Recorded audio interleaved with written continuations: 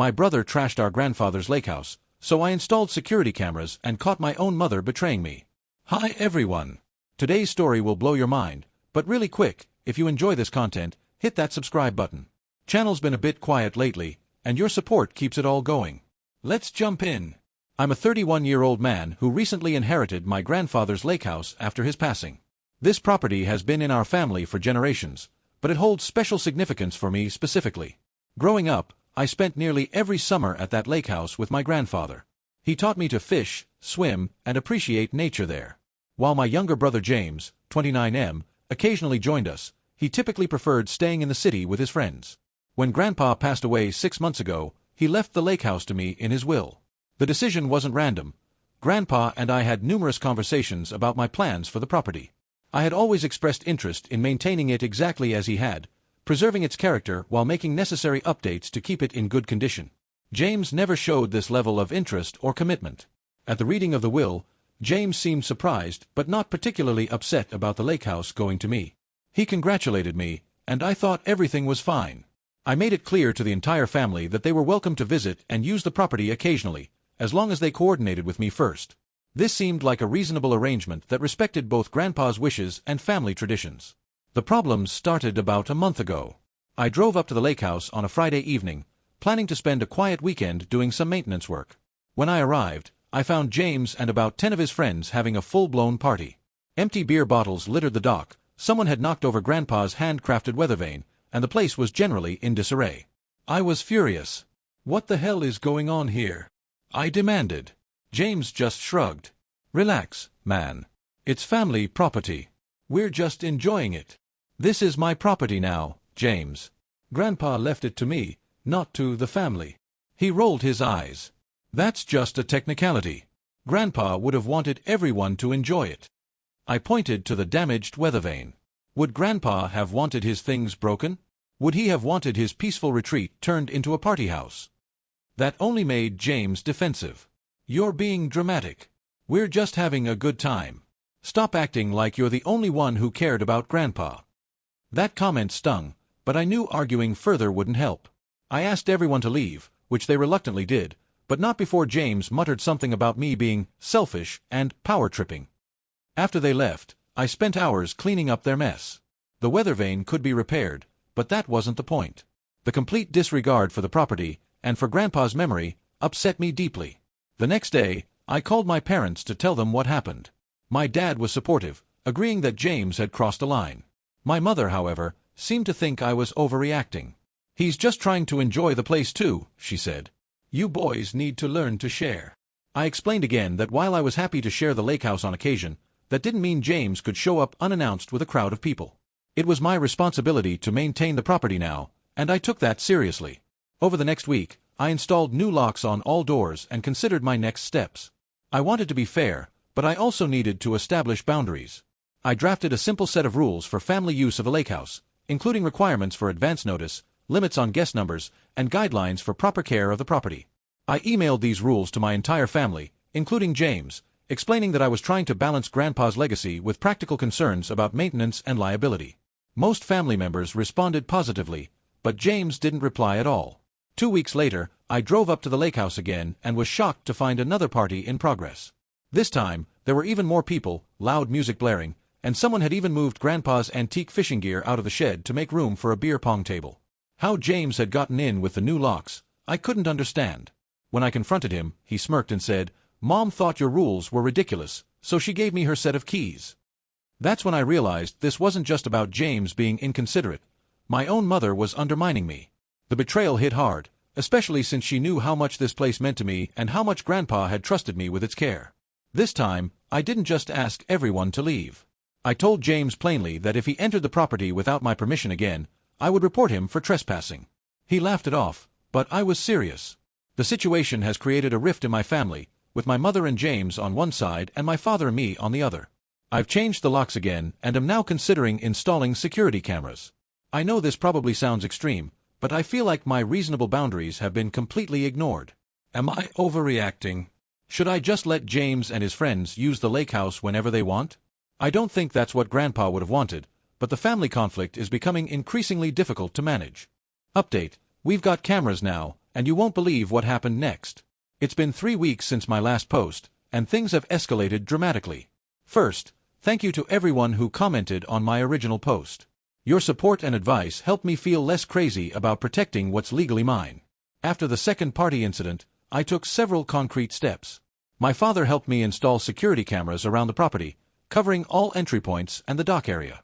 We also completely changed the lock system, switching to a higher security model.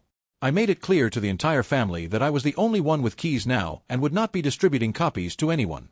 My mother called me the day after we installed the cameras, absolutely livid. How dare you change the locks without telling anyone? This is family property. I remained calm.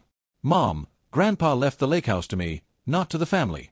I've been more than generous offering to let family members use it occasionally, but after what happened with James, I need to take precautions. You're being ridiculous, she said. James just wants to enjoy the place too. Then he can ask permission like everyone else. And he can respect the property instead of treating it like a frat house. She hung up on me, and I didn't hear from her for several days. Last weekend, I received a security alert on my phone. The cameras had detected movement at the Lakehouse. I opened the app and watched in real time as James, accompanied by 3 friends, tried various doors and windows attempting to get in. When that failed, he became visibly frustrated and started looking under rocks and flower pots for a hidden key. I called him immediately. When he answered, I said, "I can see you right now on the security cameras. You need to leave."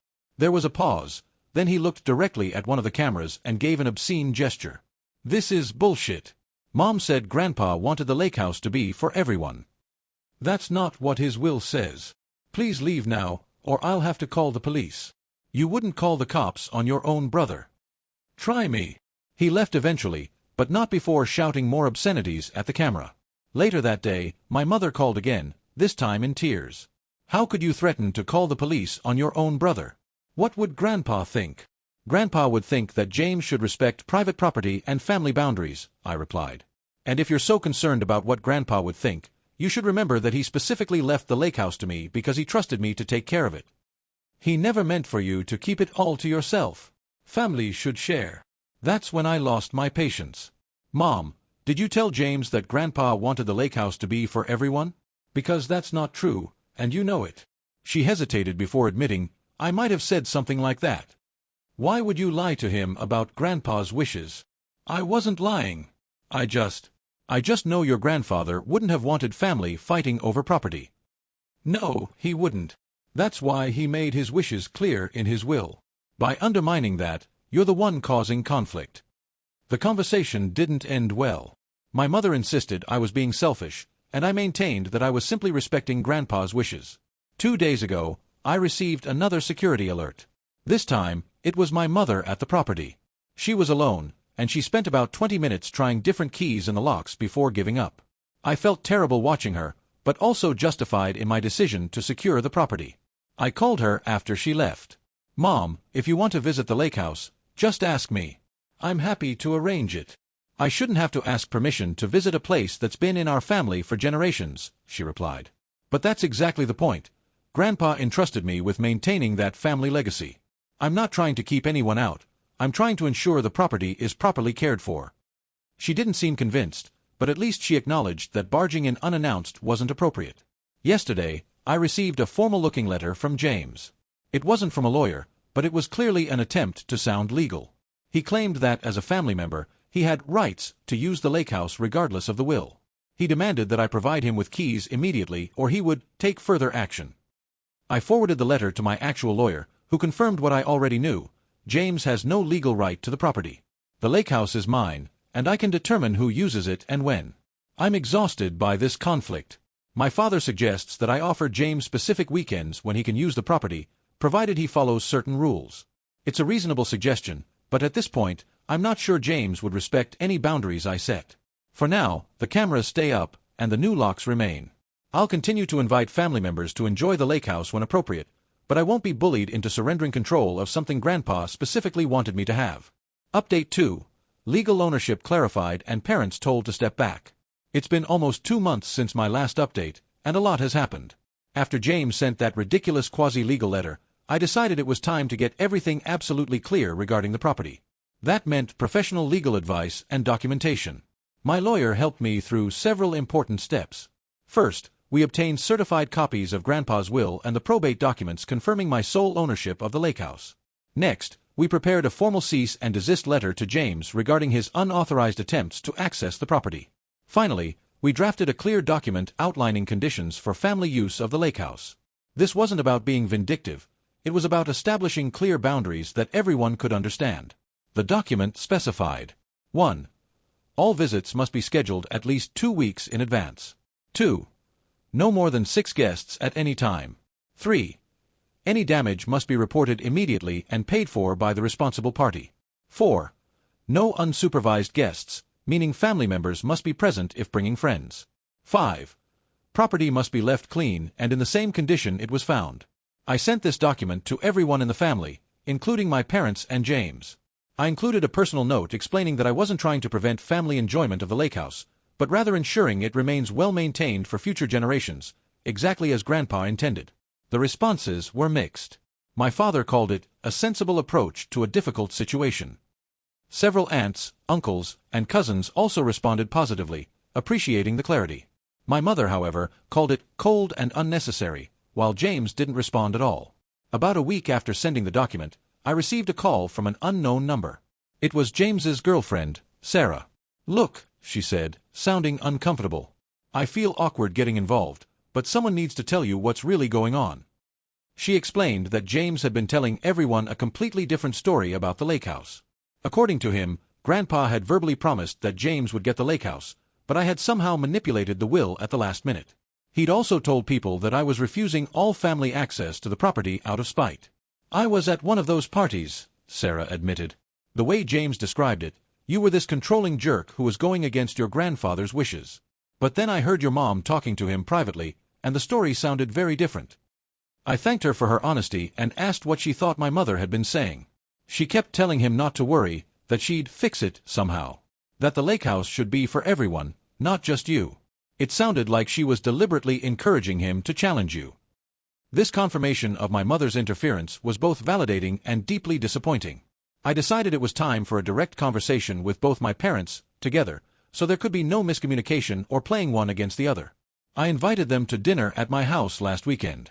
Before they arrived, I laid out all the documentation on the dining table: the will, the probate documents, printed screenshots from the security cameras showing James's attempts to break in, and even printed copies of text messages from various family members expressing concern about the situation.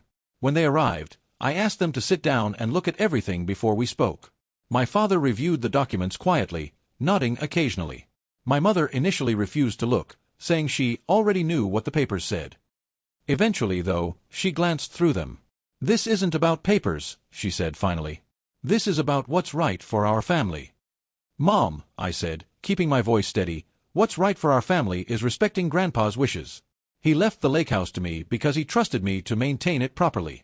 That doesn't mean family can't enjoy it, but it does mean I'm responsible for setting boundaries." "You've always been so rigid," she replied. "James just wants to have some fun." At the expense of Grandpa's property, my father interjected. "You saw the mess they left. That's not respectful." My mother turned to him, clearly frustrated. "Why are you always taking his side? James is your son too." That's when I realized a key part of the problem. My parents were using this conflict as a proxy for other issues in their relationship. My father had always been more strict, while my mother tended to indulge us, especially James. This wasn't just about the Lakehouse, it was about decades of parenting disagreements coming to a head. "This needs to stop," I said firmly. "Both of you need to step back from this situation. Mom, you need to stop encouraging James to violate boundaries that are legally and morally clear. Dad, you need to stop positioning yourself as the enforcer of my decisions. I'm an adult, and this is my property. I don't need either of you fighting my battles or creating new ones." My mother looked shocked, while my father seemed slightly embarrassed. "From now on," I continued, "I will handle all communications about the Lakehouse directly with James. No more going through either of you, no more he said, she said. And I would appreciate if both of you would stop discussing this issue when I'm not present." It was a difficult conversation, but by the end of the evening, both parents grudgingly agreed to stop interfering. My mother still clearly disagreed with how I was handling things, but at least she acknowledged that continuing to undermine me would only make the situation worse. The following day, I reached out to James directly and asked if we could meet to discuss the Lakehouse situation like adults. His response was terse. Nothing to discuss. You made your position clear. I didn't push it.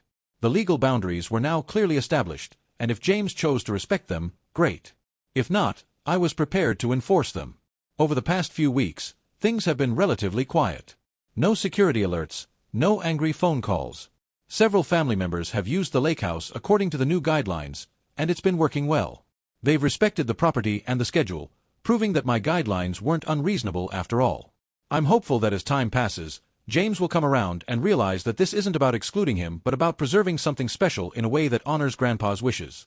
In the meantime, I'll continue to maintain the Lakehouse with the same care and respect that Grandpa always showed it. Update 3. Sibling mediation finally happens, without parents. It's been almost 6 months since my last update, and I'm relieved to say that things have taken a significant turn for the better.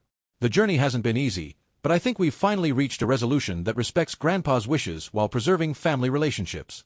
After my conversation with my parents where I asked them both to step back, things were quiet for about a month. My mother kept her distance but would occasionally make passive-aggressive comments at family gatherings. My father was better at respecting my request, though I could tell he was keeping a watchful eye on the situation. The breakthrough came from an unexpected source. My cousin Michael, who had been close to both James and me growing up, reached out to me privately. He'd been hearing different versions of the story from various family members and wanted to understand the situation firsthand. I explained everything to him: Grandpa's decision to leave me the Lakehouse, my willingness to share it with family under reasonable conditions, James's parties and attempted break-ins, and my mother's interference. I showed him the documentation and the security footage. Unlike many family members who had taken sides based on emotion, Michael approached the situation logically. "This is ridiculous," he said after reviewing everything. "You're clearly in the right legally, but this isn't really about the Lakehouse anymore, is it? It's about respect and communication." His insight struck me. He was right. The property itself was just the battlefield for deeper issues between James and me, and even between our parents. "Have you and James ever actually sat down, just the two of you, to discuss this?" Michael asked. "I've tried, but he refuses," I explained. "Let me talk to him," Michael offered. "No parents, no lawyers, no drama. Just family trying to work things out." I agreed, not expecting much but appreciating his willingness to try. To my surprise, Michael called back 3 days later saying James had agreed to meet with both of us at Michael's house. Neutral territory away from our parents and the Lakehouse itself. The meeting was set for the following weekend. I arrived nervous but determined to have a productive conversation. James arrived shortly after, looking equally uncomfortable. Michael had thoughtfully prepared a space in his living room where we could talk privately, with refreshments available so we wouldn't need to break the flow of conversation. "Here's how this is going to work," Michael began. "Each of you will have uninterrupted time to express your perspective. No accusations, no interruptions. Then we'll discuss potential solutions. I'm not here to judge who's right or wrong. I'm here to help you communicate." James went first. His perspective surprised me in many ways. He talked about feeling left out of my relationship with Grandpa, about how he'd always perceived me as the favorite grandson. He admitted to being hurt when the Lakehouse was left solely to me, not because he particularly wanted ownership responsibility, but because it felt like a final confirmation of that perceived favoritism. "I know I didn't spend as much time there as you did," he said. "But it still holds memories for me too. When I brought friends there, it wasn't just a party, it was to share a place that meant something to me."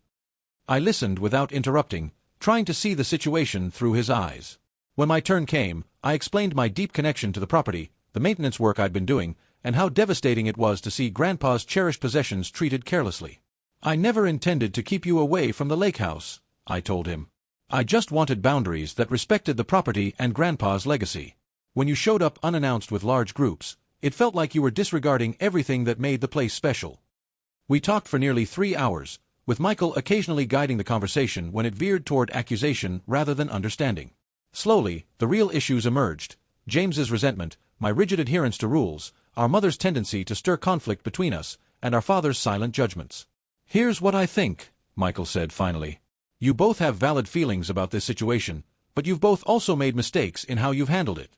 What matters now is finding a path forward that honors your grandfather's wishes while maintaining your relationship as brothers." James surprised me by being the first to offer a compromise. "What if I had set weekends each month when I could use the Lakehouse? I'd follow your rules about guest numbers and property care. No surprise parties, no damage. That could work, I agreed. And I'd be happy to include you in some of the renovation decisions I've been making. There's a lot of maintenance that needs to be done, and an extra pair of hands would actually be helpful. From there, we drafted a simple agreement. James would have the Lakehouse 1 weekend per month, with additional opportunities based on availability. He would respect the property care guidelines and give advance notice of any guests. In exchange, I would include him in maintenance planning and consider his input on any significant changes to the property. Michael suggested one more important clause: our parents would not be involved in any Lakehouse arrangements between James and me. All communication would be direct, without using them as intermediaries or allowing them to influence our agreement. Both James and I readily agreed to this condition. We were both tired of our parents' interference, regardless of which side they took. The real test came a month later when James used the Lakehouse for the first time under our new agreement. I was admittedly anxious, checking the security cameras more often than I'd like to admit. But to my relief, James kept his word. He brought only 4 friends, they were respectful of the property, and they cleaned up thoroughly before leaving. James even texted me afterward, "Fixed the loose board on the dock. Thought you'd want to know." It was a small gesture, but it meant a lot. He was taking ownership of his use of the property. Over the past few months, our arrangement has been working surprisingly well. James has used the Lakehouse as agreed, and I've consulted him on several maintenance decisions, including replacing the aging water heater and upgrading some of the kitchen appliances. We're not suddenly best friends, but we're communicating in a way we haven't done in years. As for our parents, they've had mixed reactions to our independent resolution. My father seems relieved that we worked things out, though he occasionally asks pointed questions about the condition of the property after James's visits. My mother was initially upset that we excluded her from the process and continues to make comments about how a mother's guidance could have resolved things sooner. Neither of them knows the full details of our agreement, and we intend to keep it that way. Last weekend, something unexpected happened. James and I were both at the Lakehouse, the first time we've been there together since this conflict began.